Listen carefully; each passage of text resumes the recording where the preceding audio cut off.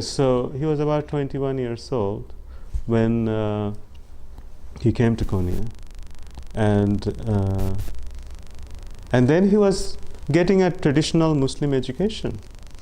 Okay, his father often sent him to Syria to study with renowned teachers, and then he came back. And at one point, I think he was maybe I forgot his exact age at that time, but when his father died, then people kind of assumed that he will take over teaching in the mosques, even though he was a very young man at that time. And he did take over, and people are very impressed because he was not only very well educated, he was very intelligent. He explained Islamic teachings very well. And then after some time, a man came by the name Burhanuddin Muhakkik. He was a former student of Bahaddin Walad, who was Maulana's father. Maulana's father's name was Bahaddin Walad. And Bahaddin Walad, I told you, was a Sufi sheikh. And one of his students was Burhanuddin Muhakkik, back in Balkh. Okay. Now this man showed up in Konya. Okay. And he, by this time, was a kind of a Sufi master himself. And only in his hand, Maulana Rumi was initiated into Sufism, into Tasawwuf. Okay. And for the next 10 years, he went through a training under him, under this Burhanuddin Muhakkik. And after that, he was teaching also. He was teaching, and he was going through as a regular Sufi seeker. He was going through the practices, and a regular Muslim. He's a Maulana, he's a scholar, teaching in Konya. People from far and wide used to come and listen to him, and they were very impressed. So one day, at the end of these 10 years, you had this guy named Shams Tabrizi come here, from Tabriz, Shams Tabrizi. And he was an extraordinary master. Of course, people didn't know, but he was. And he heard about Rumi being a great scholar. So when Rumi, I don't want to prolong this story, but they met here, and they really liked each other.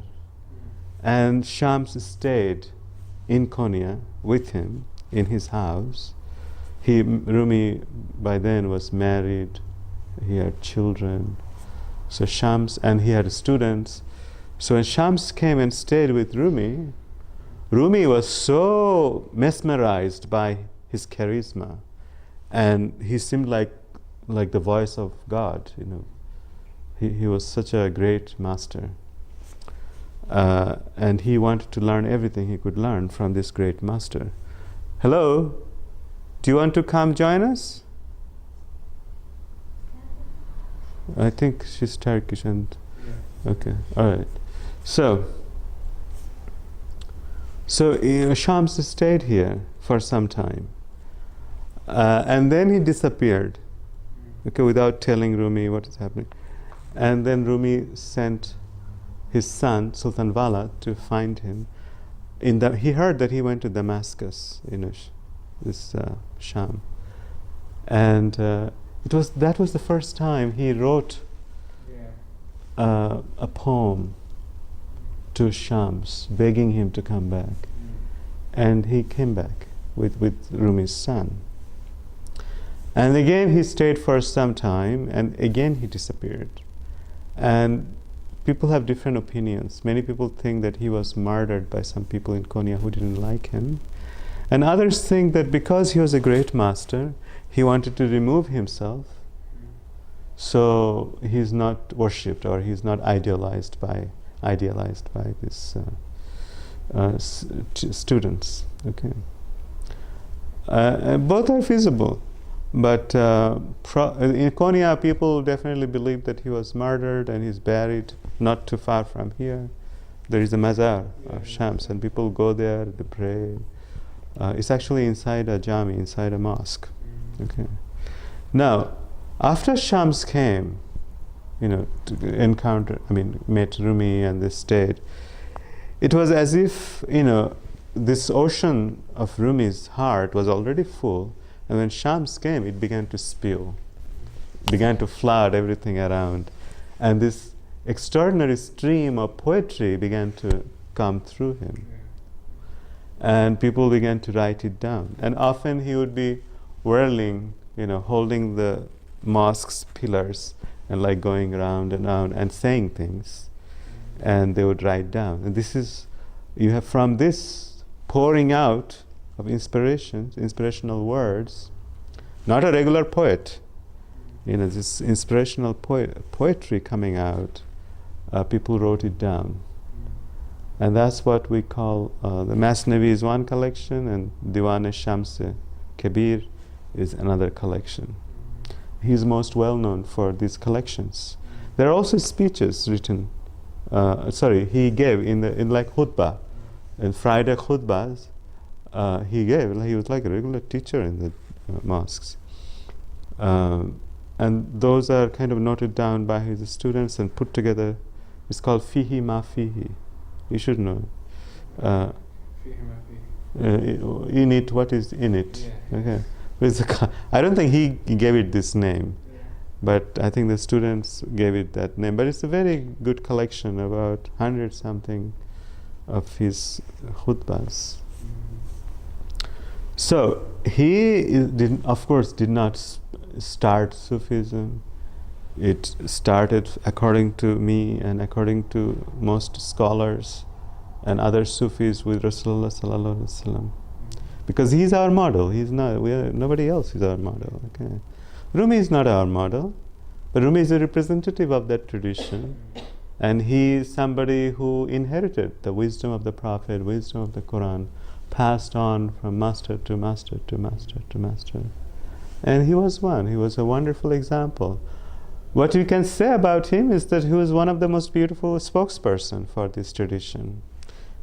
People often ask me, what was his philosophy? He has no philosophy of his own. He's speaking for what Allah said, what the Prophet said, But he's saying it in a very beautiful poetic language. He didn't have to go to war or run a country, all this crazy stuff that our Prophet had to do. He could just sit at one place and explain things through poetry. So you don't have anything controversial, so-called controversial about his life. So everybody loves him. But he's saying what the Quran says, what the Hadith says, and he's giving beautiful explanations of that. Okay. But the path was created by our Prophet. And he is somebody who walked on the path with his heart and soul. And Allah enlightened him with mysteries that we cannot easily grasp. So that's who he is. He is a scholar who had the great opportunity to meet other great scholars and sheikhs, and Allah blessed him with this enlightened vision, opened his qalb, and things came out of him. So that's what it is. Okay. So that's what Rumi is. It's speaking about the Quran and Hadith. Nothing else. If you read the Mathnawi, you'll see every now and then there's something from the Quran, something from Hadith, and he's kind of explaining it through stories and examples, etc. But that is made from Quran. Rumi himself said, this is the root of the root of the root of our religion. Okay. So this is the root of the deen. It's like giving the essence of the deen. And many people throughout history have seen Mathnawi, it's like the Quran, a commentary of the Quran. Okay. It's like a tafsir in a poetic way. Okay. Now, if you don't mind, our brother Hamza, who was mysteriously called to this path actually, to Maulana when he was in Spain, in Granada. He's from Granada, from Andalusia. And when he first heard the nay, his knees began to shake. And he discovered he was a rock guitarist, And Allah changed him. Now he's trying to be a good Muslim and learning the nay. picked up from the rock band. And he plays beautifully, even though he's started learning quite recently. So instead of me blah blah, I think we should listen to him. That was a good thought. Thank you. Please. Yes, please. Yes.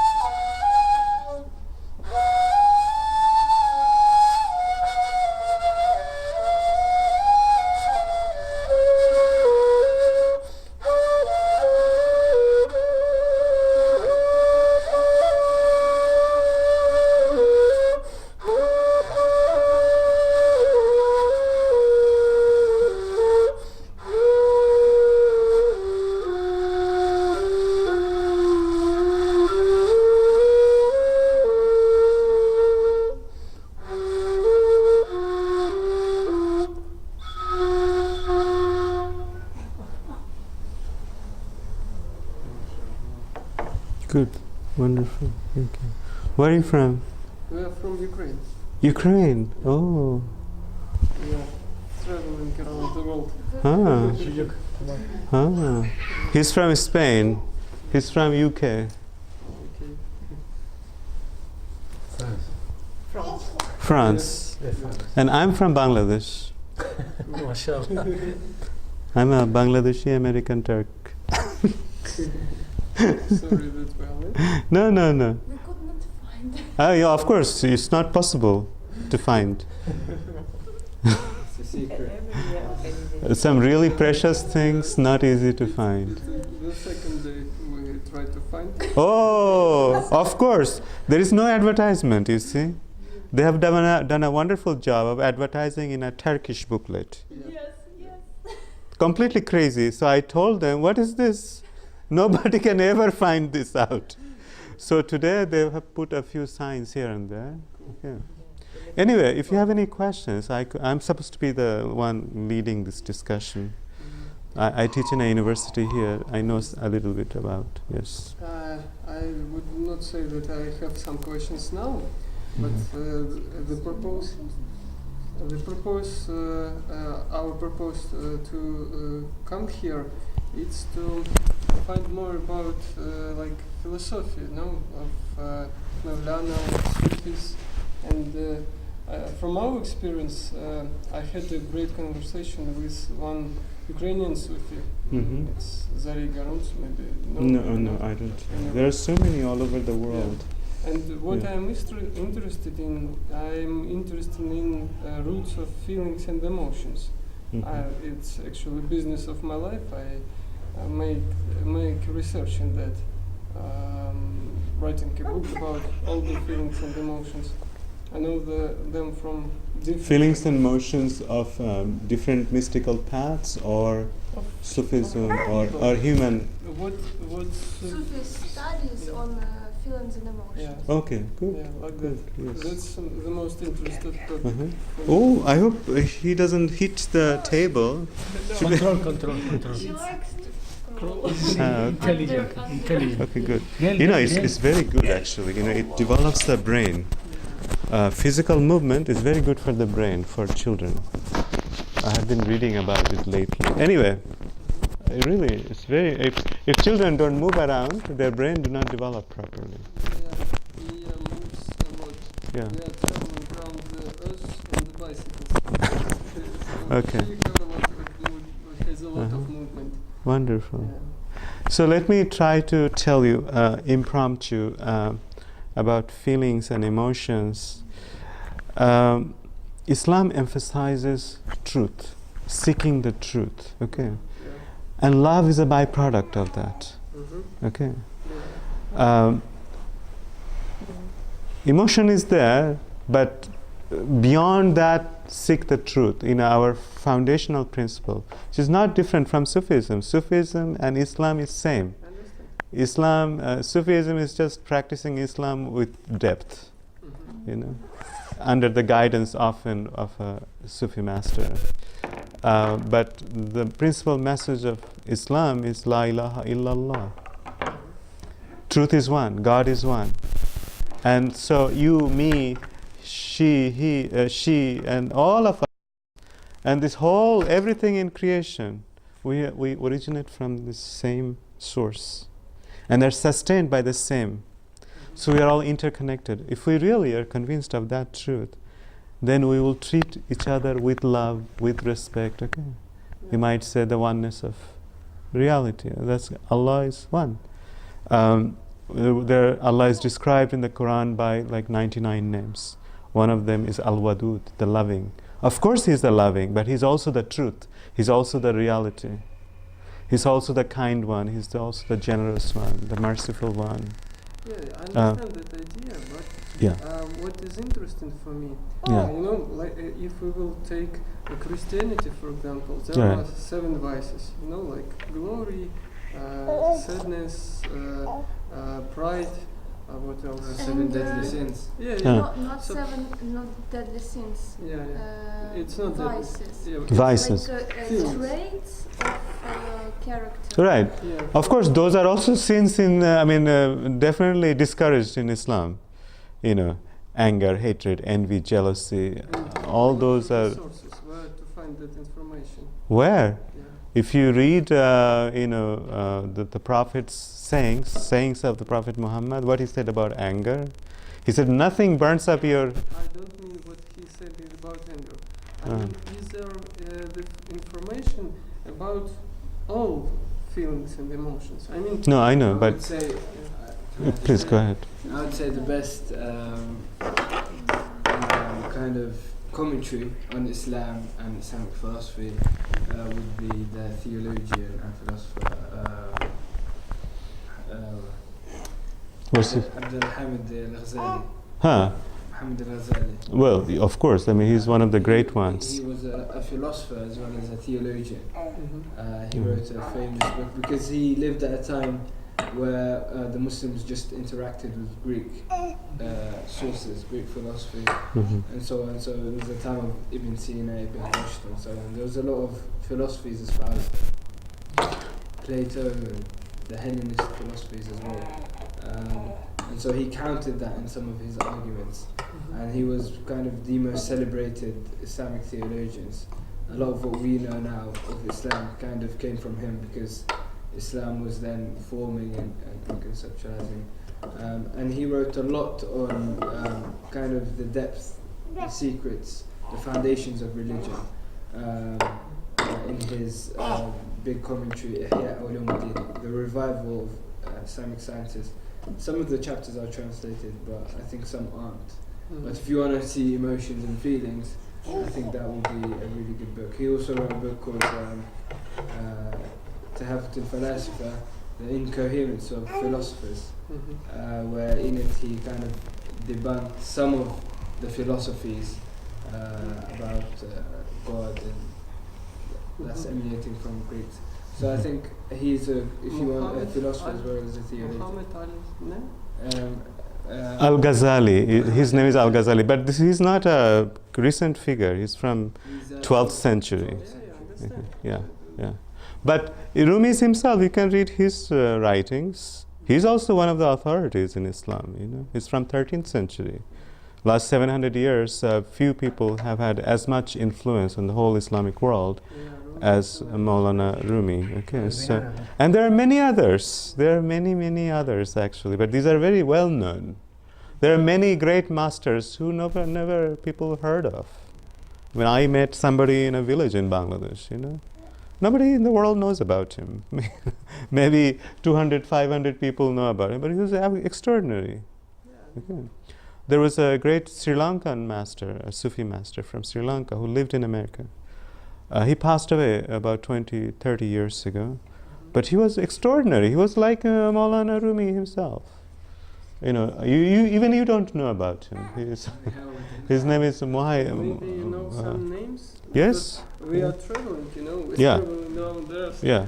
it's very interesting for us to meet with I can give you some website where we can check.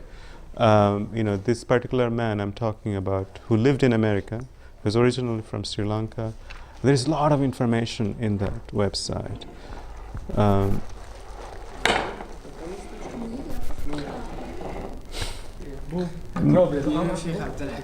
Yes, I know. Yes, He's yes. a sheikh I listen to. Yes, he's also. I mean, there are in England, for example, there is a British Muslim who is also a very well-respected master in the Islamic tradition now. His name is actually Timothy Winter, but he's now called Timothy Winter. He's also known as Sheikh Abdul Hakim Murad. I mean, he's still known as Timothy Winter. There's nothing wrong. It's not about name. You don't have to change your name, even though people often do. Islam doesn't care what name you have, even though it encourages meaningful names. He teaches at Cambridge University, but Right. he's also a Muslim theologian. But he's also he's a Sufi. I mean, and there are many others, extraordinary ones. But you know, I mean, you will see in ordinary life, you know, people often blame religion for this war, that war, but in everyday life, it contributes tremendously in ordinary person's life. So you will see ordinary people, they're doing praying and crying. They may not be Sufis. They're just ordinary Muslims, pious, only thinking about their relationship with God and if they're doing what God wants them to do, and being emotional like that, without ever reading Rumi or this Al-Ghazali. You can just read the Quran and feel emotionally moved, if you have the faith. All the time we feel some emotions, even now. It's not idea to feel emotionally, Right. For example, for now, we can be patient. Sorry, I think she wants to say something. I'm sorry. So you want to say something? No. You are raising your hand? Because of the light. Oh, I see. All right. I'm sorry. I interrupted you. It's okay. So, my field of interest for now, for last 15 years, I think, it's the knowledge about categories of emotion. Because when you say I'm emotionally or maybe I feel some feeling, it's nothing. Because it's like I live. I live and I feel something. Right. Every moment I feel some emotion or feeling like that. But the most interesting idea in every religion, in Muslim religion, Christianity, in psychology, for atheists as well. So it doesn't matter. Psychoanalysis. It doesn't matter what people believe in, even sciences. How to understand yourself, how to understand what you feel now, and how make yourself feeling better. Like when you feel sad, how to be happy, and understanding what feelings can be. It's really important, because for now I see from all over the world. I'm looking for 20 years already, and we at the end we created such a system because we didn't find in Muslim. I read Quran, I read Bible, I read a lot about Buddhism. I read all the books about psychology of emotions, from Darwin, Freud, and all of them. Yeah, it's good. The field is good psychoanalysis. Yeah. Psychoanalysis. Yeah, but psychoanalysis, it's from Freud mostly. But there is no also categorization of emotions. When you come to psychologist or priest, usually those people can say what will be in the end of the practice, in the end of the conversation, like that. And it's really interesting for me, because when you understand the point you can be after, so you can realize the way. Right. Well, everything, every religion has a doctrine as a method, and a method of getting there. A religion doesn't come only with doctrines. Where? I mean, if we will take emotionally, for example, why people come to religion? Because they want to be happy, right? Or because they want to feel easy life. Well, it is not. Emotion is one thing. We can also say intelligence. Everybody has a question about life. We are not. There is no human being who do not ask certain questions. Okay, and like, what is this? Why am I here? Even I myself, when I was 11 years old, I used to ask myself in Bangladesh, the I that I am, what is it? At 11. I had this question, and some people told me, that's a crazy question, what are you talking about? But, this is a question. So it was not exactly an emotional need. Like, I wanted to know. Then I might have an emotional feeling, like, where do I belong? Or where do I go? Or where can I find rest? See, in Islam, we talk of Allah as a being out there, but at the same time, it's a reality everywhere. Okay, so when we talk about emotions, we may be talking more from a standpoint of feeling a separation from something. But knowledge knowledge can help answer the call of some emotional need, and emotion can also drive us towards an answer if it is sincere. And if you turn that emotion towards God, why do people need? Because people have questions, people have needs. By birth, we are of the nature that we have certain needs. Yeah. And we need love. We love, and by the way, we also love beauty. We love beauty, we love generosity, we love kindness. Rumi said something very wonderful, that everybody is seeking God, whether they know it or not. Even those who call themselves atheists are seeking God. Why? Because all of us, we love someone or something. Even the atheist loves maybe his cat. Why? If you ask the atheist, why do you love your cat?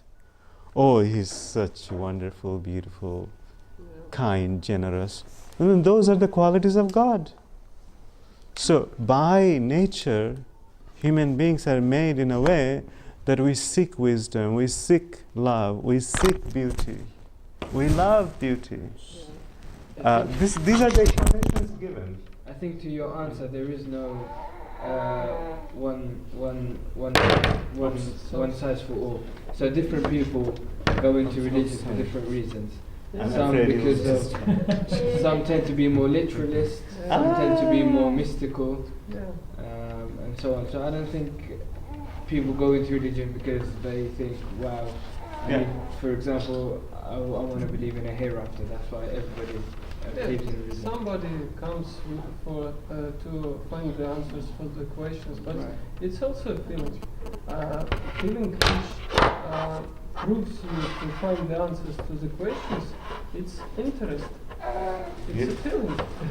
When you feel this interest, when you don't feel interest, you will not go anywhere.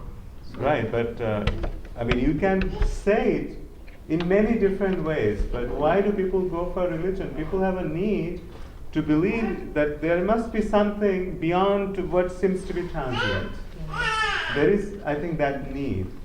And that need, if not answered, at some point it can be emotionally strong. I think can drive you, to search for one. And now, since there are many different religions, and people say, "Oh, you have that need. Come, we believe this is how things happen." And that person will, gravitate to find that answer, whether you call it emotional need or however you might want to say. Yeah, I understand. I feel it's so nice. She is at the center of this conversation, But you have been doing for 20 years, and I'm not sure exactly what your project has materialized into. For now, it will be a book. For now, we're just helping people with that knowledge. Like we took Russian language from Ukraine. We know not Russian, Slavic language. I made research in ancient languages as well. And after I didn't find the information about emotions from all the religions, from psychology, from esoterics, I found everywhere. I was looking everywhere. And we took language, put all the words which means emotions, like for example, bear is not emotion. And sorry, bear? Bear. Bird. Bear. This bear. Bear. Bear. Oh, I see, the bear. Yeah. Or dog is an animal, right? Not emotions. And sadness, for example, it's emotion. Interest is emotion. So like states of consciousness. Mm-hmm. And we categorize them all, 2000. There were 2000 words, we could categorize them. But, I did that because it's like a point to understand where you are now. Like we are sitting here, have a conversation, and it's for me, it's interesting to know what I'm feeling right now. Because if I will change my behavior, for example, like this. I can do like this, and it will be another emotion, you know? And I can do that consciously or subconsciously. And it's interesting to know what is happening with me like that. And I think the whole idea of psychology, of people who come to religion, of people's life, it's usually what they're feeling. Okay, do you think you can control your feelings? It's not about controlling, because controlling it's also fear. You know, when you start to control something, it's life is. So can you make yourself more interested in football, for example? Make yourself interested in music. Yes, I can, but there is, there are a lot of ways. After that, I found a lot of knowledge about. Lena's English is a bit better than mine, so. The point of our study and Vladimir's focus is mostly on emotions. Our research differentiates a little bit feelings and emotions. So what people usually call negative emotions is closer to feelings in our understanding. So what you're saying, interest, enthusiasm, that would be feeling. Whereas fear, anger, etc., that would be laziness, emotion. So mostly as for raising, like making yourself feel interest, that's probably That's not possible. as of now it is white spot in our study, because we don't have a lot of time and effort, but we help people to get rid of emotions. Unwanted emotions. You mean unwanted emotions? Like depression, for example. Well, in a Sufi way, getting away from these kind of things is to invoke God. You don't necessarily, okay, I would say this. You don't like say, oh, I have these feelings, how do I get rid of it? Think about that. You don't think about that negative feeling. Oh, I have some anger, I must get out of anger. No anger, no anger, no. You think of the opposite quality in a way. You think of the qualities of God, and wherever you focus your energy, that thing comes into you. So is your main method science or is your main method? I'm sorry, they are saying our time is finished. The seminar.